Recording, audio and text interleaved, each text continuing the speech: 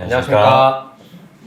네, 오늘은 PRRS에 대한 여러분들의 궁금증을 해소시켜드리기 위해 발표를 맡게 된 한국베링거 인계람의 고성식, 선진브릿지랩 김한기입니다. 네, 오늘은 김한기 수사님 발표부터 먼저 들어보시도록 하겠습니다. 영상을 보시기 전에 돈플래너TV 구독, 좋아요, 알림 설정까지 부탁드립니다. 오늘은 현재 많은 농가에서 문제가 되고 있는 PRRS 감염 경로, 그리고 그거에 대한 검사, 그리고 모니터링 방법에 대해서 강의를 하도록 하겠습니다. 크게 메뉴로는 PRRS 소개, 그리고 PRRS 감염 경로, 그리고 저희가 지금 문제되고 있는 수직 감염, 수평 감염에 대해서 그 검사 기준 같이 설명드리도록 하겠습니다.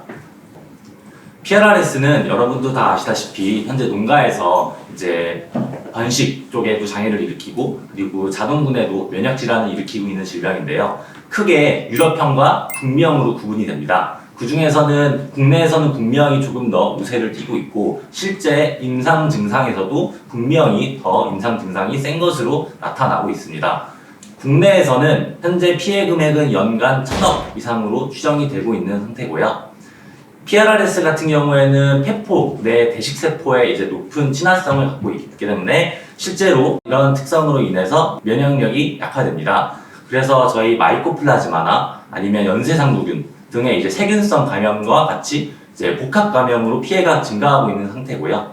이제 PRRS 바이러스는 가장 큰 특성 중에 하나가 감염 대지의 일령과 밀접하게 관련이 되어 있다는 겁니다. 그래서 어린 일령일수록 그 임상 증상이 더 심하게 나타나고요. 그렇기 때문에 저희 자동군이나 아니면 육성농군에서는 호흡기, 그리고 이제 면역 저하가 발생해서 복합 감염으로 실제 폐사가 증가하고 있는 상태고, 이제 생식기계, 그리고 이제 모동군이 성숙이 된 이후에서는 실제로 이제 번식동군에서 유산이라든가 번식 장애 등의 문제를 일으키고 있는 질병입니다. 그리고 PRRS는 가장 큰 문제점이 동군 내에서, 그리고 자기 농가 내에서 지속적으로 이제 순환 감염을 일으키고요. 그 임상 증상도 이 자돈이나 번식동군의 면역력에 따라서 다양하게 나타나기 때문에 농가에서 한 번에 혹은 백신 정책으로 끊기 굉장히 어려운 질병이라는 것입니다.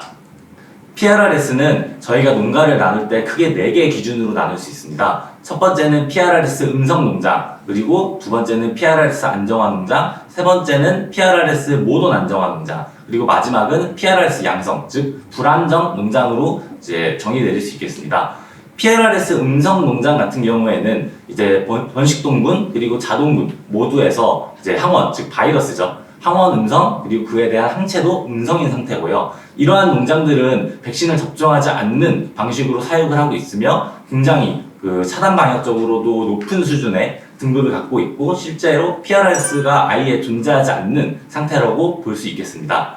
두 번째는 PRRS 안정화인데요. PRRS 안정화는 이제 바이러스, 실제로 항원은 농장에 검출되지 않지만 항체는 양성인 상태고요. 주로 저희 같은 경우에는 한국에서는 번식동군에 이제 일괄 백신을 적용하던 아니면 프로그램으로 백신을 넣는 방식으로 해서 이제 번식동군에는 항체를 양성으로 유지하는 농장이 되겠습니다. 세 번째는 PRRS 모돈 안정화 농장입니다. PRRS 모돈 안정화 농장은 PRRS 안정화 농장과 무엇이 다르냐면, 번식동군에서는 똑같이 바이러스는 음성이고 이제 항체는 양성인 것은 동일한데요. 다만 자동군에서 항원이 검출된다는 점, 항원이 양성인 점이 다릅니다. 근데 이런 농장 같은 경우에는 똑같이 번식동군에서는 백신을 접종을 하고 있고요. 다만 자돈군, 그러니까 저희가 이제 생시나 혹은 포유자돈에서 PRRS 백신을 도입을 하는 농장도 있고 안 하는 농장도 있습니다. 그렇기 때문에 이제 자동군에 대해서 항체가 양성인 것은 자명하지만, 중요한 것은 이제 자동군에서는 야외주, 실제로 이제 농장에서 문제를 일으키고 있는 바이러스가 돌고 있다는 점이 PRRS 안정화 농장과 차이가 있고요. 마지막은 가장 이제 불안정한 단계죠. 실제로 이제 번식동군 그리고 자동군에서 모두 바이러스가 양성으로 나타나고 있는 불안정 농장입니다.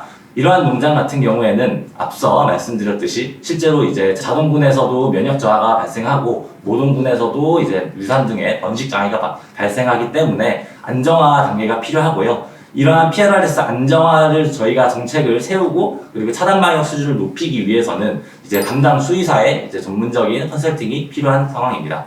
다음은 이제 농장에서 PRRS가 발생하는 경로에 대해서 소개시켜 드리겠습니다. 농장에 PRRS가 이제 실제로 발생해서 질병으로 올 수 있는 경우는 크게 4가지가 있는데요. 첫 번째는 외부 바이러스 유입, 그리고 두 번째는 수직 감염, 세 번째는 수평 감염, 그리고 마지막으로 역감염이 있겠습니다. 외부 바이러스 유입은 내 농장으로 실제 외부 바이러스, 저희가 야외주라고 하는 바이러스가 내 농장 안으로 유입이 되는 상태를 말하는 거고요. 경로로는 저희가 보통 경기 전파로 감염이 된다고 많이 생각을 하지만 그 이외에도 저희가 사 들어오는 후보돈, 그리고 외부 차량, 사람, 혹은 외부 물품 등의 실제로 이런 생명체가 아닌 매개체에도 이제 바이러스가 묻어서 농장에 감염이 될 수 있습니다. 두 번째는 수직 감염인데요. 수직 감염은 이제 번식동군에서 실제로 바이러스가 감염이 되고 그 바이러스가 분만사에서 자돈으로 내려와서 그 자돈이 이제 질병이 전파되는 감염 양식을 얘기합니다. 그래서 경로로는 이제 분만사 내에서 번식동군에서 자동군으로 내려오는 수직적인 감염을 말하는 것이고요. 세 번째 수평 감염은 동일한 동군 내에서 이제 질병이 전파되는 감염을 얘기합니다. 꼭 자돈사에서 자돈사뿐만 아니라 임신사에서 임신사, 분만사에서 분만사 등으로 이제 동일한 동군 내에서 바이러스가 전파되는 수직적으로 전파되는 것이 아니라 이제 옆으로 퍼지는 수평적인 감염을 저희가 이제 수평 감염이라고 정의 내리고요. 마지막 가장 위험이 되는 요소 중에 하나인 역감염은 이제 자돈군 그리고 육성동군 혹은 비육동군이 될 수 있죠. 그러한 이제 끝구간에서 다시 번식동군으로 바이러스가 넘어가서 이제 번식동군에서 다시 양성전환이 돼서 증상을 일으키는 이런 감염을 역감염이라고 합니다. 이 역감염은 이제 저희가 모동군이나 뭐 그런 일부 구간에서 백신 정책을 취하고 있어서 안정화가 됐다 하더라도 다시 야외주가 자동사에서 번식동군으로 돌아가는 상황이기 때문에 매우 위험한 상태라고 볼 수 있고요. 특히 이제 빨간색으로 표시된 수직감염, 수평감염, 그리고 역감염 같은 경우에는 저희가 농장 내에 감염고리라고 하는데요. 이러한 감염고리를 끊는 것이 저희가 내세우고 있는 주요 PRRS 안정화 대책으로 볼 수 있겠습니다. 제가 그래서 간단하게 모식도를 갖고 설명을 드리겠습니다. 우선 이제 파란색으로 표시되어 있는 외부 바이러스 유입이 되겠습니다.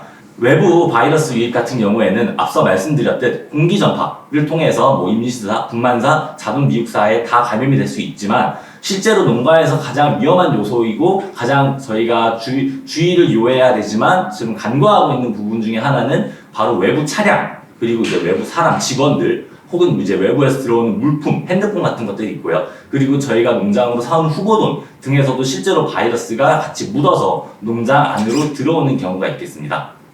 그리고 두 번째, 수직 감염 같은 경우에는 제가 노란색으로 표시를 하였는데요. 분만사에 보시면 이제 저희 포유 모돈이 이제 분만을 앞두고 있는 포유 모돈이 감염이 된 상태에서 분만사로 넘어와서 그 자돈이 실제로 태어남과 동시에 바이러스를 이미 뱃속에서 갖고 나오는 경우입니다. 이러한 경우에는 그러니까 번식동군에서 이제 증상이 나타나지 않더라도 실제 자돈 같은 경우에는 그 바이러스를 갖고 태어나는 거고 그 바이러스가 야외주의고 증상을 일으킬 수 있기 때문에 포유 자돈 때부터 건강도가 떨어질 수 있는 부분이 되겠고요. 세 번째, 녹색으로 표시된 수평 감염은 이제 우측 보시면 자돈사나 비육사에서 동일한 동군 내에서 바이러스가 이동하는 경우 이게 이제 같은 일령이나 주차 상관없이 동일한 동군 내에서 바이러스가 퍼지면 다 수평 감염이라고 볼 수 있고요. 마찬가지로 자돈사뿐만 아니라 이제 저희 번식동군, 임신사나 분만사 내에서도 이제 같은 동군 내에서 바이러스가 퍼지면 다 수평 감염으로 볼 수 있겠습니다. 마지막으로 이제 가장 붉은색으로 표시된 역감염이 되겠는데요. 앞서 말씀드렸듯 저희가 이제 임신사나 분만사 등의 번식동군에서 바이러스 안정화 조치를 취했다 하더라도 이제 번식동군이 아닌 자돈사, 비육사에서 끝구간에서 남아있는 바이러스 등이 이제 다시 번식동군으로 넘어가서 피해를 일으키는 그러한 감염이 역감염으로 지금 표시가 되고 있겠습니다.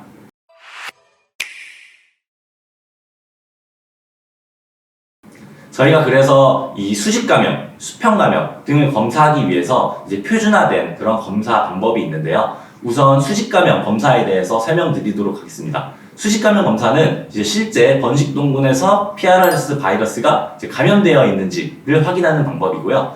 그래서 저희가 두 개의 시료 구간을 갖고 채취를 하는데요. 첫 번째는 이제 1주령 포유자돈, 그리고 마지막은 4주령 포유자돈이 되겠습니다. 우선 1주령 포유자돈에서는 저희 이제 고환액을 갖고 채취를 하는데요. 이제 고환액 같은 경우에는 이제 초산도 내 자돈 그리고 경산도 내 자돈을 각각 나누어서 초산도 내 자돈 10봉 그리고 경산도 내 자돈 10봉씩 해서 이제 검사 항목으로는 PRS 바이러스 즉 바이러스 항원을 검사하는 것이 되겠습니다. 특징이 있다면 고환액 같은 경우에는 바이러스만 검사를 하는 거기 때문에 냉동 보관이 가능하고요. 저희가 예를 들면 정기적으로 이걸 검사한다고 했을 시에 그 검사하기 직전에 이거를 채취할 필요 없이 사전에 거세 저희 업무를 진행할 때 거세액을 이제 채취해서 냉동 보관이 가능하다는 점이고요. 두 번째는 사주령 포유 자돈입니다. 사주령 포유 자돈 같은 경우에는 이제 자돈에 직접 체열을 해서 혈액을 갖고 검사를 하는데요. 마찬가지로 이제 초산, 경산 자돈을 나눠서 이제 초산돈 15두에 대한 이제 체열 그리고 경산돈 15두에 대한 체열을 진행을 하고요. 마찬가지로 이제 PRRS 바이러스 즉 항원을 검출하기 위해 진행을 합니다. 다만 거세액과 차이가 있다고 하면 이 혈액 같은 경우에는 신선도가 이제 중요하고 그리고 이제 빨리 이제 발송이 돼서 검사가 진행돼야 되기 때문에 체열하고 늦어도 하루 안에는 바로 이제 검사 기관으로 보내는 것이 바람직하고요. 어느 정도의 시간차가 발생한다고 하면 냉장 보관 정도는 가능한 걸로 저희가 설명을 하고 있습니다. 이래서 이 수직 감염 검사의 가장 중요한 것은 정기적으로 실시를 해서 이거를 이제 모니터링 하면서 데이터를 쌓아놔서 번식동군 내 PRS 감염이 있는지 없는지를 아는 것이 중요하고요. 이거랑 별개로 실제로 아까 말씀드렸듯 이제 번식동군에서 유산 등의 번식장애가 나타나기 때문에 미라나 혹은 이제 말기, 유산태 같은 경우에는 이제 냉동 보관을 통해서 갖고 계시다가 같이 검사를 가능합니다. 그리고 저희가 PRRS 이제 그 안정화를 한다고 할 때, 번식동문에서 PRRS 안정화 정책을 도입한다고 할 때는 이제 매월 매월 1회 실시해서 이제 90일 연속 그리고 항원 항체가 모두 음성인 경우에는 이제 번식동군에서 PRRS가 이제 안정화됐다라고 이제 판단을 하고 그 얘기인즉슨 번식동군 내에서는 PRRS 바이러스가 존재하지 않는다라고 볼 수 있겠습니다. 그래서 실제로 이제 거세액을 채취를 할 때 추가적인 업무가 들어갈 필요 없이 저희 같은 경우 분만사에서 다 거세를 실시하고 있기 때문에 거세 업무 중에 이제 시료를 채취하는 것이 가능하고요. 유산태 같은 경우에는 사실 발생을 안 하는 것이 가장 좋지만 저희가 이제 예측할 수 없는 부분이기 때문에 유산태나 이제 미라 등이 발생을 하면 이제 그것을 떠서 이제 냉동 보관을 했다가 같이 보내는 방법도 이제 가능합니다. 이제 궁금하실 사항 중에 하나가 왜 근데 모돈의 이제 수직 감염 검사라고 하는 것은 번식동군에 대해서 바이러스 검사를 하는 건데 왜 모돈에서 하지 않고 막상 이제 분만사 자돈에서 검사를 하느냐라고 하는 부분이 있을 수 있겠는데요. 우선 이 번식동군의 백신을 정기적으로 접종을 하는 저희 일반 농가 같은 경우에는 이 항체가 양성이라고 해서 그게 실제 야외주 감염이 됐는지 알 수 없습니다. 왜냐면 저희가 이제 백신을 접종하고 있는 상황이기 때문에 백신에 의해서도 항체가 양성이 되는 상황이라 이제 이게 야외주에 의한 이제 항체 양성인지 백신에 의한 항체 양성인지 알 수 없는 부분이 있더라고요. 그 두 번째는 이 혈액 내에서는 바이러스가 감염되었다 하더라도 바이러스 검출 기간이 최대 28일로 굉장히 짧습니다. 그러니까 저희가 이제 번식동군에 감염이 됐다고 했을 때 그것을 저희가 이제 체열을 해서 알 수 있는 그 기간이 매우 한정적이기 때문에 실질적인 이 검사 시료로 잘 사용이 되지 않고 있습니다. 다만 이제 GGP나 GP 혹은 이제 PRS 음성 농장이라든가 아니면 이제 청정화를 진행 중인 농장에 대해서는 또 별도의 프로그램으로 이제 모든군 체열을 통해서 이제 항체가 추이라든가 바이러스 이제 배출 유무를 저희가 확인을 하고 있습니다. 그 다음으로는 이제 수평 감염 검사 기준에 대해서 설명드리겠습니다. 이 수평 감염 검사는 이 자동군의 구간별로 이제 감염 여부 그리고 항체가를 통해서 감염 수준을 확인하는 건데요. 저희는 이제 자돈사부터 이제 비육 구간까지 포함해서 4개 구간으로 나누어서 진행하고 있습니다. 우선 7주령 자돈, 그리고 10주령 자돈, 그리고 육성돈, 즉 18주령, 그리고 이제 출하 구간 26주령이 되겠는데요. 앞서 이제 수직감염 검사에서 4주령 자돈을 체열했고 그 다음에 7주령, 10주령까지는 저희가 3주령 단위로 진행을 하고요. 그 이후에는 이제 8주 단위로 진행을 하고 있습니다. 그래서 시료는 다 공통적으로 저희가 이제 체열을 통해서 혈액 검사를 진행하고 있고요. 각 구간마다 10점씩 저희가 체열을 진행하고 있습니다. 그래서 검사 항목으로는 PRRS 바이러스, 당연히 야외주에 대한 검사가 당연히 진행되지만 그거 별개로 이제 항체가 또 저희가 이제 판별을 해서 어느 구간에서 바이러스가 양성 전환이 되었는지 저희가 판단을 할 수 있고요. 아까 말씀드렸다시피 혈액 같은 경우에는 보관 기간이 굉장히 짧습니다. 그렇기 때문에 저희가 체열을 진행하였으면 1일 이내 이제 검사 기간으로 발송을 하는 것이 원칙이고요. 보내실 때는 냉장 보관하는 것이 가장 핵심입니다. 그래서 마찬가지로 이 수평 감염 검사도 정기적으로 실시를 하는 것이 중요하고요. 그래서 모니터링 진행해서 자동에서 비육 구간까지의 PRRS 감염 정도를 아는 것이 중요하고요. 저희가 PRRS 이렇게 모니터링을 하고 검사를 할 때 항상 이제 저희가 안정화 단계를 도입하겠다라고 할 경우에는 매월 1회 실시를 해서 90일 연속 항원, 항체 모두 음성인 경우에는 이 자동군 비육사 구간에 이제 PRRS 바이러스가 없다라고 판단을 하고 있습니다.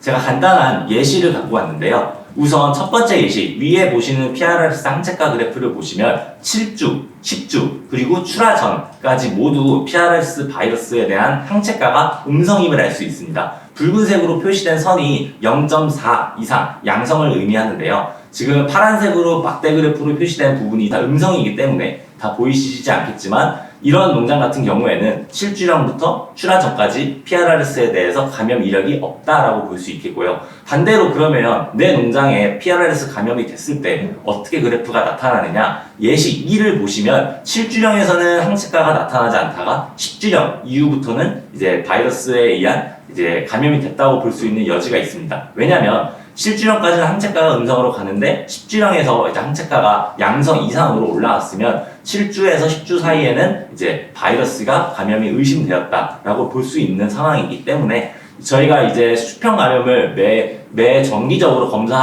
하라고 저희가 권장하는 이유가 이러한 이제 자동군에 대해서 건강도도 마찬가지지만 어느 구간대 바이러스가 내 농장에 감염이 되어서 어디서부터 실제로 피해가 있는지를 아는 것이 중요하기 때문에 항상 저희가 농가 사장님들한테 이런 검사는 정기적으로 하라고 말씀드리고 있습니다.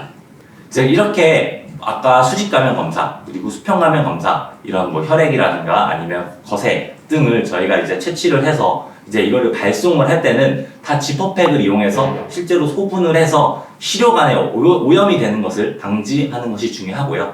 그리고 저희가 아까 말씀드렸지만 이제 뭐 폐라든가 아니면 뭐 고안액이나 이런 그런 실질적인 재료들은 이제 온도가 올라감에 따라 이제 재료가 변성이 돼서 검사하는데 어려운 부분이 있습니다. 특히 이제 폐나 장 같은 경우에는 세균 검사도 저희가 같이 진행을 하고 있는데 그러한 부분에 있어서 시료가 변성이 되면 검사하는데 어려움이 있기 때문에 항상 스티로폼 박스와 그리고 아이스팩을 이용해서 이제 저희 검사 시료가 차가운 온도를 유지해서 실제 검사 기간까지 도착하게 하는 것이 중요합니다. 네, 마지막으로 그래서 오늘 강의의 체크 포인트 다시 한번 요약 정리 드리겠습니다. 우선 가장 중요한 것은 수직 감염 그리고 수평 감염 검사는 농가 내에서 정기적으로 이루어져야 되는 부분이 있고요. 이러한 정기적인 검사를 바탕으로 지속적인 데이터가 쌓여서 이제 모니터링이 돼야 저희 담당 농가 수의사가 이제 농가에서 PRRS 관련 컨설팅을 할 때 혹은 이제 내 농가 내에서 PRRS의 정책을 세우거나 청장을 하겠다라고 했을 때 이제 굉장히 이러한 데이터가 유용하게 쓰일 수 있고요. 혈액 시료 같은 경우에는 이제 체열하시고 반드시 1일 이내에 발송하는 것이 중요하고요. 그리고 세 번째, 고안액이나 유산태 같은 경우는 냉동 보관이 가능하므로 이제 어느 정도 냉동 보관을 한 후에 이제 발송을 하는 것이 가능하고요. 그리고 마지막으로 이제 시료, 포장이나 발송 과정에서는 이제 냉장 보관을 해서 이제 그 발송까지 되는 기간 내에서 시료가 변성되는 것을 막는 것이 중요하고요. 그리고 농가 내에서 무엇보다 가장 중요한 것은 이제 차단 방역입니다. 이제 그래서 저희가 항상 말씀드리고 있는 거 올인오라웃 실시하고 이제 수세 소독 건조까지 올바른 방법으로 실시하고 그리고 아까 말씀드렸듯 외부에서 바이러스가 유입되는 경로 중에는 공기 감염뿐만 아니라 이제 사람이나 차량이나 물품 등이 있기 때문에 그러한 이제 반입 물품, 차량 그런 사람에 대해서 이제 소독 절차가 굉장히 중요하고요. 그리고 마지막으로 가장 중요한 것은 이제 저희가 말씀드렸던 이러한 검사 방법이나 검사하는 이런 행위뿐만 아니라 백신 접종을 한다든가 농장 내 PRRS 정책을 세운다든가 후보돈 순치를 한다든가 등등 농장 내 모든 PRRS 관련해서는 담당 수의사와 이제 컨설팅을 진행한 후에 가장 정확한 방법으로 이제 적시에 이루어지는 것이 가장 중요하다고 말씀드릴 수 있겠습니다.